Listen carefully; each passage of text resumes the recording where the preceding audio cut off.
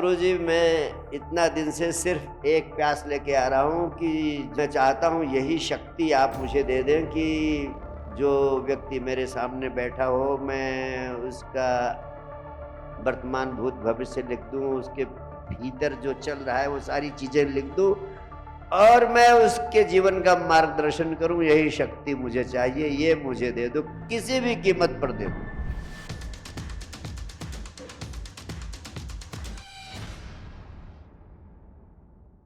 भगवान महावीर के समय में मगध के सम्राट हुए बिंबिसार, तो उन्होंने बड़ी महिमा सुनी थी कि ध्यान के अभ्यास से व्यक्ति सामयिक अवस्था को, परम आनंद की अवस्था को उपलब्ध हो जाता है। तो उस समय सामयिक हो जाना बहुत बड़ी उपलब्धि थी। जो जैन मित्र यहाँ पर होंगे वो जानते होंगे कि सामयिक होना भगवान महावीर के जीवन दर्शन में सबसे बड़ी उपलब्धि थी।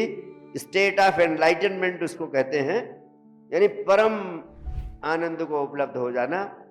तो भगवान महावीर के समय में कई लोग सामयिकता की अवस्था को उपलब्ध हुए, यानी एनलाइटनमेंट को, परम आनंद को उपलब्ध हुए। परम आनंद का मतलब कभी भंग न होने वाला आनंद, जैसे भीतर का कमल खिल गया, यानी साक्षात परमात्मा हो जाना।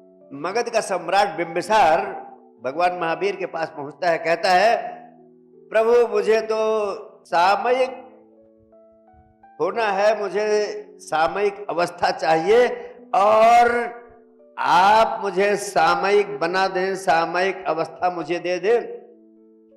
मैं इसके बदले में अपने सम्राट की कीमती से कीमती चीज दे सकता हूं, एट एनी कास्ट, कोई भी कीमत देकर मैं सामयिकता प्राप्त करना चाहता हूं आपसे।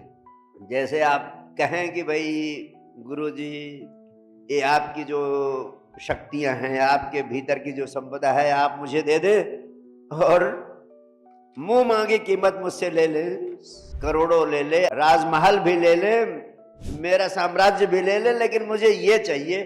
साम्राज्य तो मैंने भोग ही लिया। ऐसे ही महावीर से कहा उसने कि कोई भी कीमत देने को तैयार हूं, मुझे दे दो। तो भगवान महावीर ने कहा, देखो मेरी अब कोई चाह रह नहीं गई है पाने की, और सम्राट तो मैं था ही। उस साम्राज्य को छोड़ करके मैंने साधना और तपस्या में अपने को लगाया और अब सामयिकता मुझे उपलब्ध हो गई है। अब मैं तो ये चीज तुम्हें दे नहीं सकता हूं, क्योंकि मुझे कुछ भी पाने की चाह ही नहीं है, इसलिए मैं कैसे दूं। लेकिन इसी राजधानी में मेरा एक शिष्य है, मेरा एक अनुयायी है जो सामयिकता को उपलब्ध हो गया है, और वो बेचारा बड़ा गरीब भी है, और हो सकता है आप जो धन संपदा और कीमत देने को तैयार है, उसके बदले में वो आपको सामयिकता दे दे। तो आप उसके पास जाओ, वो शायद आपको ये अवस्था उपलब्ध करा दे, मैं तो उपलब्ध नहीं करा सकता हूं।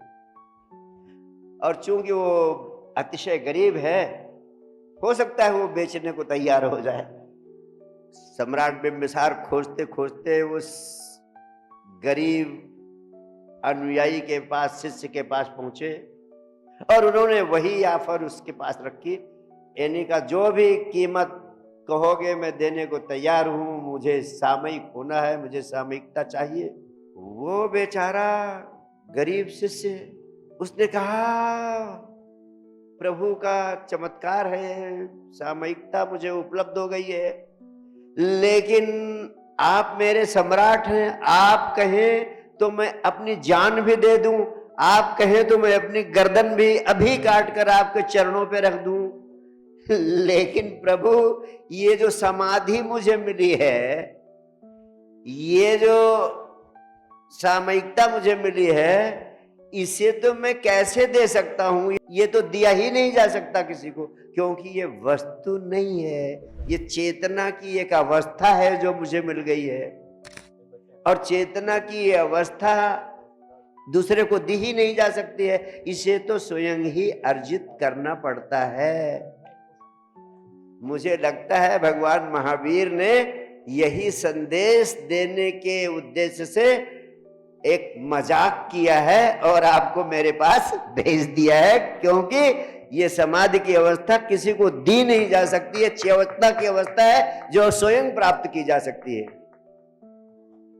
ऐसे एक व्यक्ति मेरे पीछे पड़ गए, बड़ी दूर से आए थे और उन्होंने कहा, गुरुजी मुझे साहस नहीं हो रहा था, हिम्मत नहीं हो रही थी, लेकिन आज मैं आपसे कह देना चाहता हूं।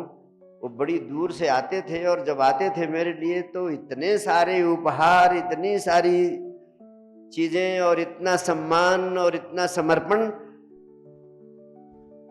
लेकिन 6 महीने बाद उन्होंने बताया, गुरुजी मैं इतना दिन से सिर्फ एक प्यास लेके आ रहा हूं कि मैं चाहता हूं यही शक्ति आप मुझे दे दें कि जो व्यक्ति मेरे सामने बैठा हो मैं उसका वर्तमान भूत भविष्य लिख दूं, उसके भीतर जो चल रहा है वो सारी चीजें लिख दूं और मैं उसके जीवन का मार्गदर्शन करूं। यही शक्ति मुझे चाहिए, ये मुझे दे दो, किसी भी कीमत पर दे दो। जो बात उस शिष्य ने कही थी वही मैंने उनसे कही कि ये चेतना की एक अवस्था है, मैं इसका विज्ञान तुम्हें दे सकता हूं और इसका विज्ञान मैं चीख चीख कर लोगों को दे रहा हूं।